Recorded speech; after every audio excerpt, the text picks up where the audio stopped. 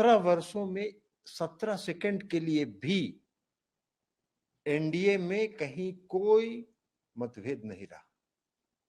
अटल जी, श्रद्धेय अटल जी तो 35-35 दलों का एनडीए चलाते थे और उसके नेता थे वो, लेकिन उनकी सोच दूसरी थी। उनकी सोच थी सहयोगियों को सम्मान देना, सहयोगियों को उनका हक देना, सहयोगियों को अपमानित नहीं करना। इस सिद्धांत पर उन्होंने चलाया। आज जो लोग भारतीय जनता पार्टी के शासन में और नेतृत्व में है, वो बताए ना कि 2024 से 14 से 24 के बीच में जितने एनडीए में गठबंधन में जितने दल आए, कौन बचा आज? इसलिए कि सबों को अपमानित किया इन्होंने। ये अपमानित करके गठबंधन चलाना चाहते थे। भाई, हम लोग की पार्टी अरुणाचल में 7 विधानसभा की सीट जीती। 7 विधानसभा की सीट में हम लोगों ने, इनकी सरकार बन गई, हमारे भी विधायकों ने लिख के इनको समर्थन दिया। उसके बाद 6 विधायकों को इन्होंने अपनी पार्टी में मिला लिया। ये कभी आज तक अटल जी और अडवाणी जी के समय में नहीं होता था। हम एक दूसरे दलों से किसी को ज्वाइन नहीं करवाते थे, दल बदल नहीं करवाते थे, लेकिन इनको उससे मतलब नहीं है। इनको गठबंधन चलाने से मतलब नहीं है। इनको इस बात से मतलब है कि गठबंधन में लाइए, उसको अपमानित कीजिए, उसका पैर कतरिए, उसको छोटा करिए, उसको जितना कर सकते हैं वो करिए। हम आपको बता रहे हैं, हम पहले बिहार की स्थिति बता दें। बिहार में इनके साथ जब हमारा गठबंधन था 2005 में, हमारी संख्या सबसे ज्यादा थी, फिर भी नीतीश कुमार जी ने इनको पर्याप्त प्रतिनिधित्व दिया। 2010 के चुनाव में हम 118 विधानसभा सीट पर जीते थे। हम अकेले चाहते तो सरकार बना सकते थे। मुख्यमंत्री नीतीश कुमार जी ने कहा कि नहीं, गठबंधन धन का मतलब ये नहीं है। अगर कोई सहयोगी दल हमारे साथ है तो हम उसका भी सम्मान करेंगे, और उन्होंने इनको पर्याप्त प्रतिनिधित्व अपनी सरकार में दिया। 2015 में हम महागठबंधन में थे। महागठबंधन से 2017 में हम बाहर आए, और तब भी जब सरकार बनी एनडीए की, तब भी इनसे ज्यादा मेरी संख्या थी। फिर भी हम लोगों ने इनको पर्याप्त प्रतिनिधित्व दिया, इनको सम्मान दिया। 2019 के चुनाव में इनको प्रधानमंत्री बनना था, तो इन्होंने पूर्ण सहयोग गठबंधन धर्म का पूरा पालन किया, इसलिए कि इनको सांसदों की संख्या चाहिए थी, और यही परिणाम था कि हम 40 में 39 सीट जीते। लेकिन 2020 के विधानसभा के चुनाव में इन्होंने षड्यंत्र करना शुरू किया।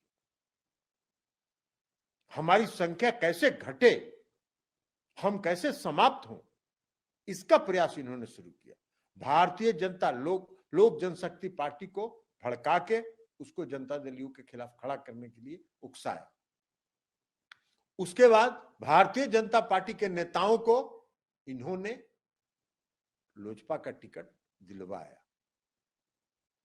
चुनाव में, विधानसभा के चुनाव में भारतीय जनता पार्टी के सभी कार्यकर्ताओं को निर्देशित किया कि लोजपा के उम्मीदवार को मदद करो, ताकि हमारी संख्या घटे।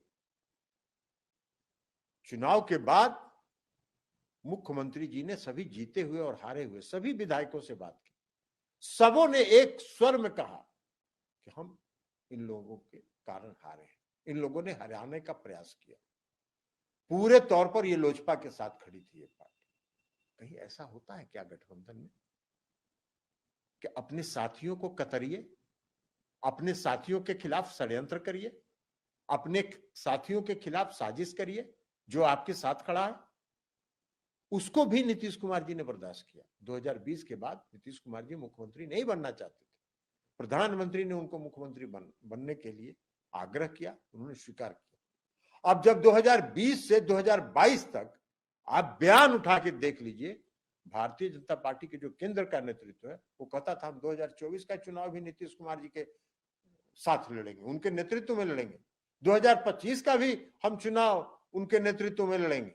लेकिन उनके जो छोटे भैया नेता हैं बिहार में, उनको इशारा करके बयान दिलवाते थे कि नीतीश कुमार छोटे भाई हैं, हम बड़े भाई हैं, हमने इनको,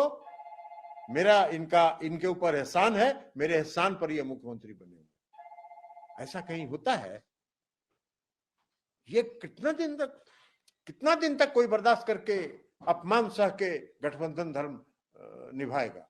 नीतीश कुमार जी ने गठबंधन धर्म निभाया, पहले भी अटल जी के टाइम में भी 17 वर्ष निभाया, और इनके साथ भी 5 वर्षों तक उन्होंने गठबंधन धर्म निभाया। लेकिन जैसा आप कह रहे हैं कि पिछले 2 साल से जिस तरह का सिलसिला था, आप लोग घुटन महसूस कर रहे थे, फिर भी इनके साथ सरकार चला रहे थे। इसलिए कि हम नहीं चाहते थे, इन्होंने मजबूर किया।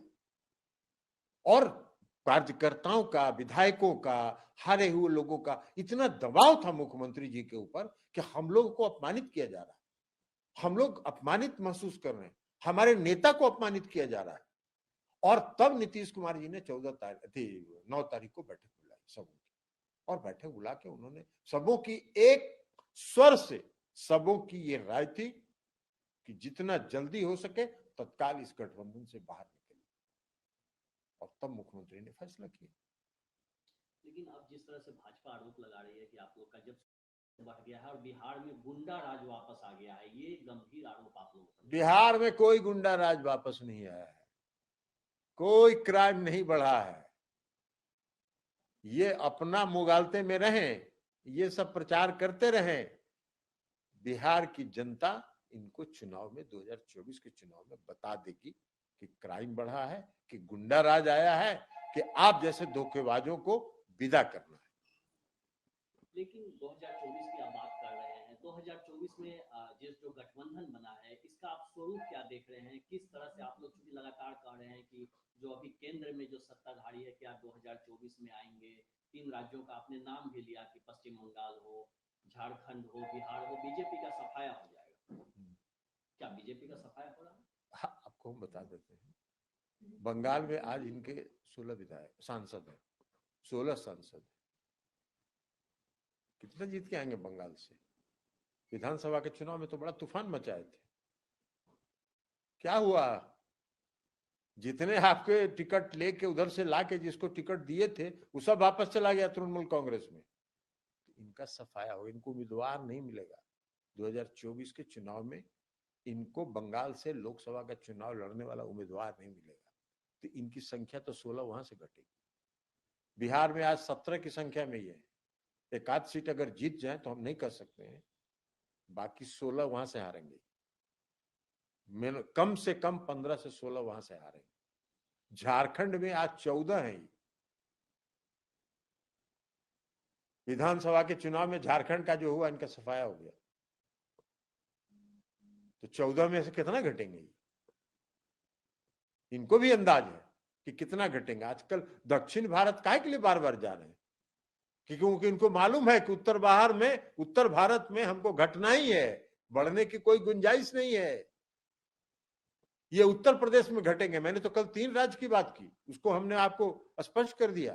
तो बिहार में बंगाल से 16, बिहार से 15, 16, 31, 30 और 6, 7, 8 भी अगर ये घट गए झारखंड में तो 38 वहीं घट गए। इनकी संख्या कितनी है? 303 है। 272 का जादुई आंकड़ा चाहिए, तो 31 ही ना ज्यादा है, तो 3 राज्य साफ हो जाएंगे। आज उत्तर प्रदेश में ये सबसे मैक्सिमम ऊंचाइयों पर है, तो उसमें से नीचे ही ना जाएंगे, उसके ऊपर कहां जाएंगे? तेजस्वी यादव जिस तरह से कह रहे हैं कि अगर ईडी को, सीबीआई को चाहिए, तो अगर चाहते हैं तो अपना दफ्तर खोल ले हमारे रेजिडेंस पे, क्या आप लोगों को डर है इस बात का कि सीबीआई ईडी का एक्शन होगा? आप देखिए ना, सीबीआई ईडी का जो करना ही कराते रहे, उससे कोई डरने वाला नहीं है। लेकिन जो सीबीआई का और ईडी का जो इस्तेमाल कर रहे हैं, ये दिखाई पड़ रहा है ना। बंगाल का जब चुनाव हो रहा था तो वहां इन्होंने सीबीआई को लगाया, उसका परिणाम ये देख चुके हैं। बंगाल में सीबीआई को लगाए तो उसका क्या परिणाम हुआ? उत्तर प्रदेश का जब चुनाव हो रहा था तो जिस इत्र व्यापारी के यहां छापा पड़ा, उसके बारे में तो बाद में सुने कि तो बीजेपी का नेता था, और गलती से उसके यहां छापा पड़ गया। वो बगल वाला जो दूसरा घर था वो समाजवादी पार्टी का इत्र का व्यापारी था। तो इनका जो आदमी था उसी के यहाँ 400 करोड़ 300 करोड़ रुपया निकल गया।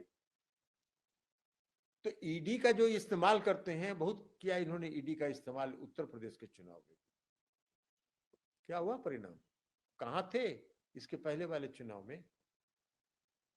कितनी संख्या घटी उत्तर प्रदेश में इनकी? घट गई। तो इसलिए इनको कहीं ईडी का महाराष्ट्र में क्या कर रहे हैं? अब आप बताइए, शरद पवार जैसे सीनियर व्यक्ति के यहां इनकम टैक्स का नोटिस भिजवा रहे हैं। ये सब नहीं चलता है। और अटल जी और अडवाणी जी का, यही तो मैंने कहा कि जो श्रद्धेय अटल जी का और अडवाणी जी का जो एनडीए था, वहां अपने विरोधियों पर इस तरह नहीं होती थी कार्रवाई। इनका सोच दूसरा है। इनका सोच है कि विरोधियों को डराओ, विरोधियों को धमकाओ, विरोधियों को फंसाओ और तब वहां अपना पार्टी का स्ट्रेंथ बढ़ाओ। ये इनकी सोच है। तो इससे कौन बिहार वार में नहीं डरने वाला है। सर, ये जो नया गठबंधन बना है, क्या आप लोग चाहेंगे कि नीतीश कुमार जी राष्ट्रीय परिप्रेक्ष्य में अपोजिशन पार्टी को इकट्ठा करें, उसका नेतृत्व करें और 2024 में वो प्रधानमंत्री के चेहरा भी बने? देखिए, नेतृत्व करेंगे कि नहीं करेंगे ये अलग सवाल है। ये सभी पार्टियों पर निर्भर करता है कि कौन उसका नेतृत्व करेगा। हम लोगों ने, और ना नीतीश कुमार जी प्रधानमंत्री के उम्मीदवार हैं, हम लोगों ने ये कहा है कि नीतीश कुमार जी प्रधानमंत्री के उम्मीदवार नहीं है, लेकिन प्रधानमंत्री बनने के लिए जितने गुण चाहिए, जितनी योग्यता चाहिए, वो नीतीश कुमार जी में उपलब्ध है। तो प्रधानमंत्री का उम्मीदवार होना और योग्य होना, इस देश में और भी कई लोग हो सकते हैं योग्य, कई नेता हो सकते हैं योग्य, लेकिन नीतीश कुमार जी में भी योग्यता है, लेकिन वो उम्मीदवार नहीं है। ये निर्भर करेगा सभी दलों को एकत्रित होकर मोदी जी के खिलाफ, भारतीय जनता पार्टी के खिलाफ संयुक्त रूप से लड़ाई हो और एक चेहरा संयुक्त विपक्ष का हो, तभी इनको आप 2024 के चुनाव में हरा सकते। लेकिन क्या नीतीश कुमार जी जो विपक्षी खेमा जो बटा हुआ भी दिख रहा है, क्या उनको इकट्ठा करने का कम से कम कोशिश करेंगे? जरूर करेंगे। हम लोगों ने उनसे आग्रह किया है और कुछ दिन के बाद उन्होंने कहा है कि कुछ दिन के बाद अंदर सरकार जो यहाँ बन जाती है और एक सरकार सुचारू रूप से चलने लगती है, तब हम जरूर जाएंगे और दिल्ली जाके सभी दलों के नेताओं से मिलेंगे और सभी को ये कहेंगे कि सब लोग बैठिए और सब लोग बैठ के एक राय पर सहमत हुई और तब भारतीय जनता पार्टी के खिलाफ लड़ी, संयुक्त रूप से लड़ी। उत्तर भारत हो चाहे दक्षिण भारत हो, पूर्वी भारत हो या पश्चिमी भारत हो, सभी दलों को जो क्षेत्रीय पार्टी, अब आप बताइए ना, भारतीय जनता पार्टी के अध्यक्ष पटना में गया, उन्होंने कह दिया कि क्षेत्रीय पार्टी को हम समाप्त कर देंगे। अरे कर दीजिए ना क्षेत्रीय पार्टी को समाप्त। क्षेत्रीय पार्टियां अपने बलबूते पर बढ़ी है, अपने कर्मों पे बढ़ी है, अपने फॉलोइंग के आधार पर बढ़ी है। आप कौन होते हैं समाप्त करने वाला? जनता समाप्त करती है ना, बनाती है।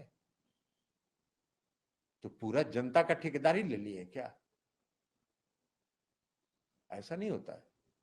अब ये अहंकार है, ये जो भाषा इस तरह की निकलती है वो अहंकार की भाषा है। और इस देश में, और जो इतिहास गवाह है, रावण जैसे शक्तिशाली व्यक्ति का अहंकार जब रहा ही नहीं, तो अहंकार किसका रहेगा? इन खबर चैनल को सब्सक्राइब करें।